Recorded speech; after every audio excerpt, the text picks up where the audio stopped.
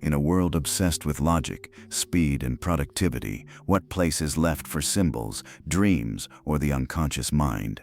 Are they just poetic decorations, or do they hold keys to something essential we've forgotten?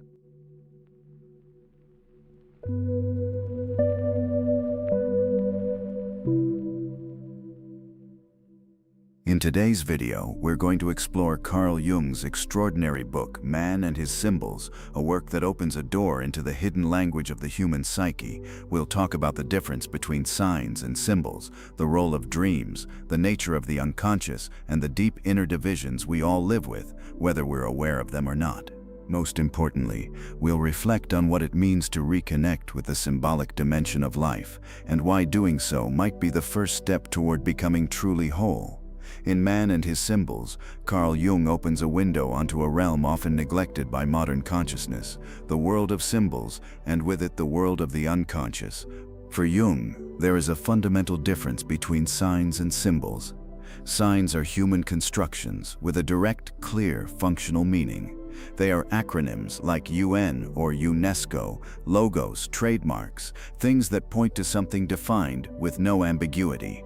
Symbols, however, belong to another order. They are words, images, or everyday objects that, beyond their obvious meaning, carry a hidden, ambiguous, unconscious significance. A symbol is not exhausted by its visible aspect.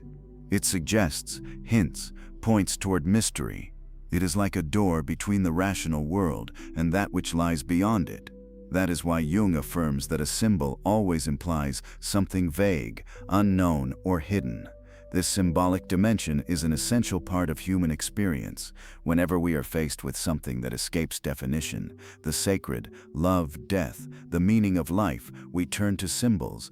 And it is no coincidence that all religions, across all cultures, are steeped in symbolic language. It is a way of pointing to what cannot be directly said. But there is something even deeper. A symbol is not just something we use consciously. It also emerges spontaneously from the unconscious, especially in dreams. This is one of the central theses of Man and His Symbols. Dreams are symbolic expressions of the unconscious, a natural language of the deep psyche. Jung shows that even when we believe we are fully governed by reason, there is a part of us that operates outside the bounds of consciousness. This part is not passive. It thinks, feels, remembers, and creates images. Often we understand an event only long after it has occurred. Emotions and perceptions may escape the spotlight of attention, yet remain active, reappearing as intuitions, memories, or dreams. Even when our senses perceive real phenomena, writes Jung, they are somehow translated from external reality into the inner world of the mind, and within the mind, they become psychic events whose ultimate nature escapes us. The existence of the unconscious in this sense is not an arbitrary hypothesis, it is a logical consequence of the limits of consciousness. To deny it would be as foolish as to claim we already know the entirety of physical reality. The unconscious is simply the name we give to that which, though within us, has not yet been illuminated by conscious attention. According to Jung, this unconscious is not always unified. In fact, Man and His Symbols suggest that modern man often lives in a state of inner division, with thoughts, desires, and behaviors that contradict each other. This is not pathology, it is a universal condition. In older cultures, this internal split was symbolized by beliefs in multiple souls, or in psychic bonds with animals, trees, or spirits of nature, as in the concept of the bush soul among African peoples. These beliefs are not mere primitive myths, but symbolic expressions of a deep psychological truth. The human being is not an indivisible block, but a field of forces, tensions, and interrelated images.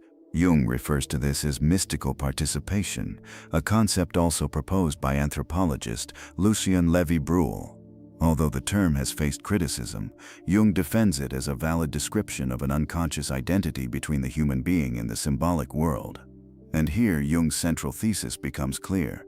Our consciousness, for all its development, is fragile, recent, and still in formation. Much of who we are lies beyond the reach of reason.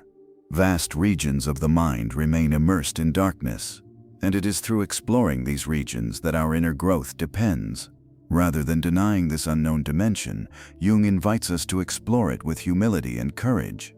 Through dreams, symbols, and the spontaneous images that arise from the unconscious, we can learn to know ourselves, to integrate our divided parts, and to approach wholeness. The symbol is a bridge between the conscious and the unconscious, says Jung.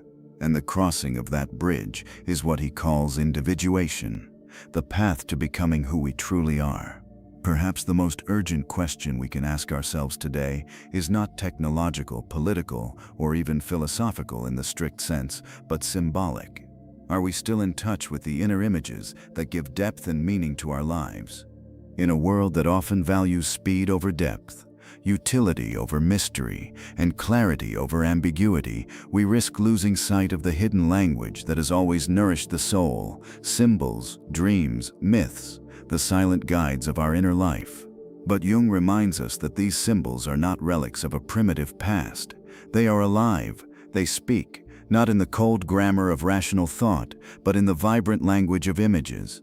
They emerge in our dreams, in the stories we resonate with, in the strange pull we feel towards certain places, people, or ideas. They are not things we own, but realities we participate in. So I ask you, sincerely, what symbols are shaping your life right now, and are you listening to them?